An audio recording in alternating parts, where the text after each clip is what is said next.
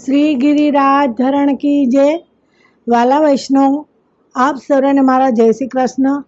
આજે આપણે કૃષ્ણ અર્પણ ચેનલમાં આચાર્ય શ્રી મહાપ્રભુજીના સેવક નારાયણદાસ કાયસ્થ એમના વિશેનો સત્સંગ કરીશું.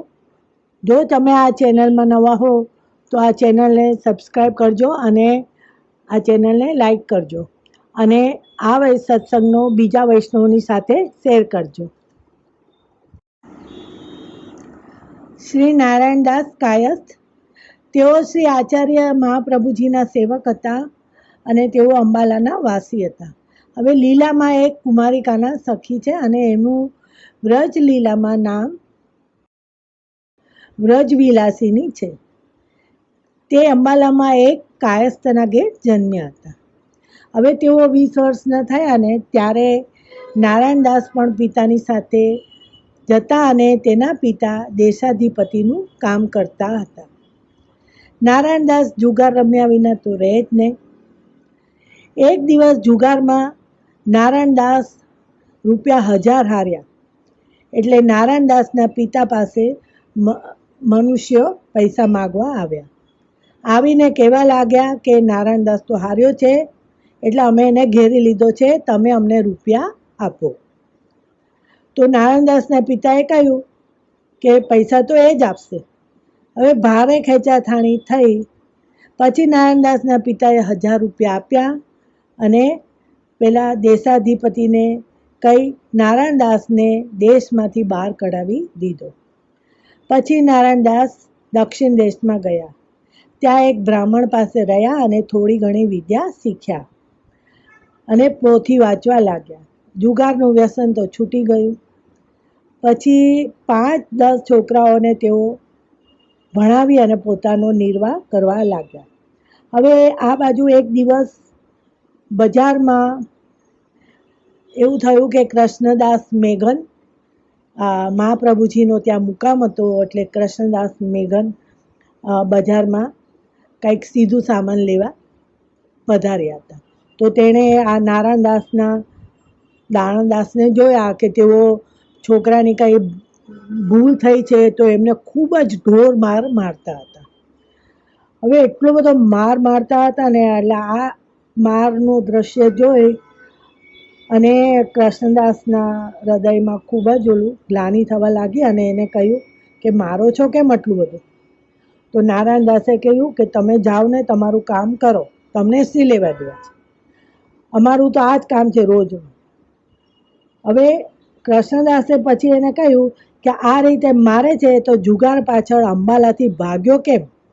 ને હવે જો બાળક મરી જશે તો તને હત્યા લાગશે અને એવું થશે તો પણ હવે તું ભાગીને ક્યાં જઈશ? હવે નારાયણદાસે કહ્યું કે તમે અંબાલાની વાત કેવી રીતે જાણો છો? તમને તો મેં ક્યારે જોયા પણ નથી. તો કૃષ્ણદાસે કહ્યું કે શ્રી આચાર્યજીની કૃપાથી તારી બધી જ વાત હું જાણું છું. મેં પણ તને જોયો નથી, પણ તું ઉત્તમ દેવી જીવ છે, તેથી તેને કહ્યું કે આ છોકરા ભણાવવાનો વ્યવસાય છોડી દે. અને તો નારાયણદાસે કહ્યું કે હું ખાઉં ક્યાંથી? તો કૃષ્ણદાસે કહ્યું કે તું કાયસ્થ છે, કોઈની ચાકરી કરીને ખા. હવે નારાયણદાસે કહ્યું કે હવે સારું, તારું કહ્યું કરું તો હું તો ખરાબ થાઉં, મારે તો આ જ ઠીક છે. કૃષ્ણદાસે કહ્યું કે તું જાણે, તારું કામ જાણે. હવે આ કૃષ્ણદાસ તો સીધું સામગ્રી લઈ અને શ્રી આચાર્યજી મહાપ્રભુજી પાસે આવ્યા. આચાર્યજીને કહ્યું કે આ બધું આવી રીતે એક દેવી જીવ છે, પણ એ બાળકોને ખૂબ મારી અને ખૂબ ભણાવે છે. તો મેં તો એને ખૂબ સમજાવ્યો પણ એ માન્યો નહીં. હવે તમે તેને સમજાવો. હવે આચાર્યજીએ પછી ભોગ ધરી અને ભોજન કર્યું. ગામ બહાર બગીચો હતો, ત્યાં પોડ્યા. પછી પાછો નારાયણદાસે પેલા છોકરાને પાટી ખેંચીને ખૂબ માર્યો. એક છોકરો મૂર્છા ખાઈને પડ્યો. પછી નારાયણદાસ ભય પામીને એ છોકરાને ઓરડામાં લઈ ગયો અને એનું નાક મોં ખૂબ મસળ્યું, પણ જાગ્યો જ નહીં. ત્યારે નારાયણદાસને યાદ આવ્યું કે 2 પ્રહર પેલા મહાપુરુષના વચનો સાચા થયા. તેથી તેણે કહ્યું કે હું શ્રી આચાર્યજીની કૃપાથી જાણું છું તેથી કોઈ આચાર્ય જેની સાથે ન હશે. હવે ઓરડાને તાળું મારી અને તે ગામમાં બધાને પૂછતો ચાલ્યો કે પરદેશથી કોઈ આચાર્યજી આવ્યા છે. ત્યારે એક પંડિત બ્રાહ્મણે કીધું કે આચાર્યજી પધાર્યા છે. એમણે ભક્તિ માયાવાદનું ખંડન કર્યું છે અને ભક્તિ માર્ગનું સ્થાપન કર્યું ને ગામની બહાર બગીચામાં ઉતર્યા છે. એ સાંભળીને નારાયણદાસ બગીચા પાસે દોડ્યો. હવે કૃષ્ણદાસને જોઈને નારાયણદાસે કહ્યું કે તમે જે વાત કહી તે બધી સાચી પડી. મેં છોકરાને ફરી માર્યો તો મૂર્છિત થઈ ગયો છે. આવું કહીને કૃષ્ણદાસને પગે પડી અને તે રડવા લાગ્યો. વળી કહ્યું કે તમે મારો અપરાધ ક્ષમા કરો અને તમારું કહ્યું મેં ન માન્યું. હવે કૃષ્ણદાસે કહ્યું કે તું રડ નહીં. હવે શ્રી આચાર્યજીના દર્શન કર, એમની કૃપાથી બધું સારું થઈ જશે.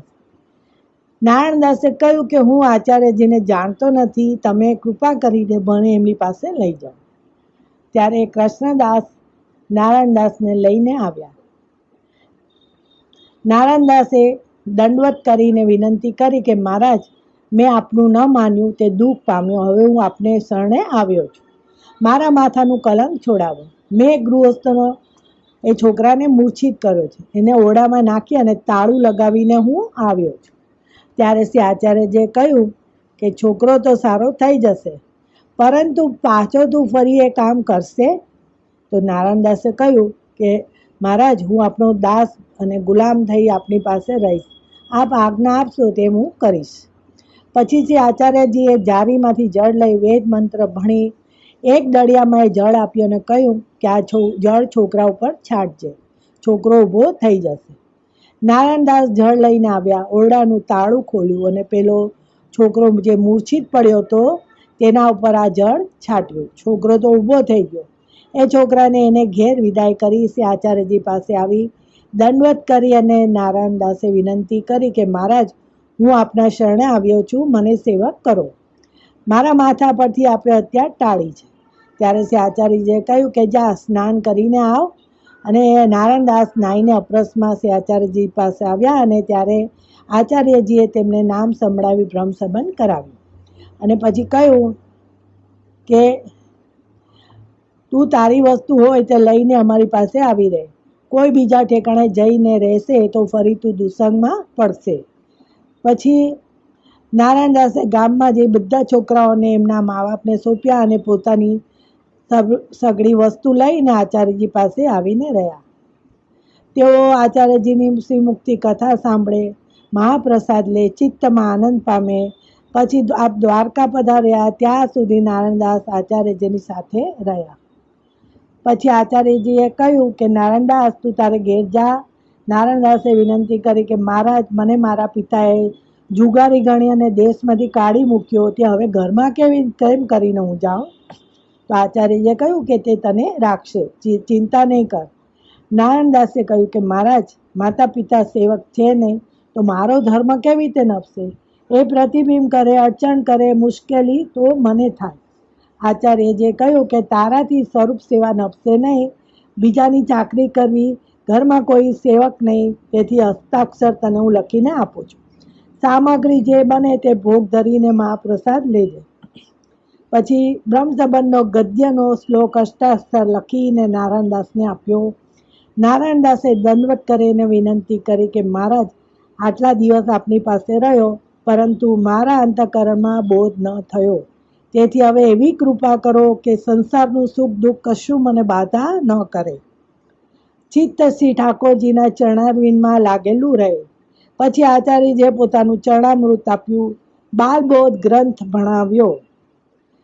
આ બાલબોધ ગ્રંથ આપણને શ્રી મહાપ્રભુજીના 16 ગ્રંથમાંનો એક ગ્રંથ છે. યમનાષ્ટક પછીનો આ ગ્રંથ છે બાલબોધનો. પછી નારાયણદાસ શ્રી આચાર્યજીને દંડવત કરી અને દ્વારકાથી નીકળ્યા. તે 4 વર્ષે ઘેર આવ્યા. ત્યારે માતા પિતાએ પ્રસન્ન થઈને કહ્યું કે બહુ દિવસે તું પુત્ર અમારે ઘેર આવ્યો છે, તું કંઈક ભોજન કર, જળ પી. નારાયણદાસે કહ્યું કે હું તો આચાર્યજીનો સેવક થયો છું, તેથી મારા હાથનું જ લઉં છું. આ શ્રી આચાર્યજીની કૃપા છે. તમે જાણો છો કે હું જુગારી હતો અને એ બધી જ આદત શ્રી આચાર્યએ છોડાવી છે. હવે થોડીક જગ્યા મને અલગ કરીને આપો, ત્યાં બેસું, ભગવાન નામ લઉં, તમે કામકાજ હો કહો તે હું કરું. ત્યારે પિતા બહુ પ્રસન્ન થયા. તે જુગારની આદત તો છૂટી. પછી ઘરમાં અલગ ઓરડો આપ્યો, ત્યાં શુદ્ધ કરી અને નારાયણદાસ રહ્યા. કોઈ સાથે બહુ બોલે નહીં, માતા પિતા કહે તે કામ કરે, પોતાની રસોઈ કરી ભોગ ધરી મહાપ્રસાદ લે. પિતા પ્રસન્ન થયા કે મારા ઘડપણ સમયે નારાયણદાસ આવ્યો, હવે એની બુદ્ધિ સુધરી ગઈ. પછી પિતા નારાયણદાસને રાજ દરબારે લઈ ગયા. બાદશાહનું બધું કામ નારાયણદાસ પાસે કરાવવા લાગ્યા. તે પછી થોડાક દિવસમાં પિતાએ દેહ છોડ્યો. તે નારાયણદાસના દાસ હકીમ બનીને કામ કરવા લાગ્યા. કામ બહુ, તેથી છૂટી શકે નહીં. ગોકુળ જવાનું મન તો બહુ થાય. શ્રી આચાર્યજીના દર્શન માટે પણ મન બહુ જ થાય. ત્યારે નારાયણદાસે એક માણસને ચાકર રાખ્યો. તેને 4 રૂપિયાનો મહિનાનો પગાર કરીને આપ્યો અને કહ્યું કે મને ઘડીએ ઘડીએ એ કયા કરું કે ભૈયાજી ગોકુળ કબ ચલોગે, આ જ તારું કામ છે, આ જ કામ તારે કયા કરવાનું. એ ચાકર નારાયણદાસની સાથે રહે. ઘડીએ ઘડીએ કહે કે ભૈયાજી ગોકુળ કબ ચલોગે. ત્યારે નારાયણદાસ કહેતા કે હા હા, હવે ચાલીશું. આંખોમાં જળ ભરી લીલારસમાં મગ્ન થઈ જતા. ફરી કામકાજમાં પોતે લાગી જતા. ફરી પેલો ચાકર કહેતો કે ભૈયા ગોકુળ કબ ચલોગે. ફરી તેઓ મગ્ન થઈ જતા. વળી વર્ષો વર્ષથી આચાર્યજીને ભેટ પાઠવતા. જન્મભર આ રીતે ગોકુળનું સ્મરણ કરી શ્રી આચાર્યજીમાં મન લગાડીને મગ્ન રહ્યા અને તે નારાયણદાસ આવા ભગવદીય થયા. એટલે આપણા વૈષ્ણવ સમાજમાં પણ જ્યારે બી કોઈ વૈષ્ણવની વાર્તાઓ આવે અને એમાં પણ નારાયણદાસ કાયસ્થની વાર્તા આવે તો આપણા માનસ પટલ પર ભૈયાજી ગોકુળ કબ ચલોગે તે શબ્દો આપણા માનસ પટલ પર અંકિત થઈ જાય છે. કારણ કે આપણામાં એ નામથી જ ઓળખાય છે કે ભૈયાજી ગોકુળ કબ ચલોગે. એવા શ્રી નારાયણદાસ કાયસ્થના આજનો સત્સંગ પૂરો સમાપ્ત કરું છું અને શ્રી ઠાકોરજીના ચરણોમાં સમર્પિત કરું છું. બોલો શ્રી વલ્લભાધીશ કી જય.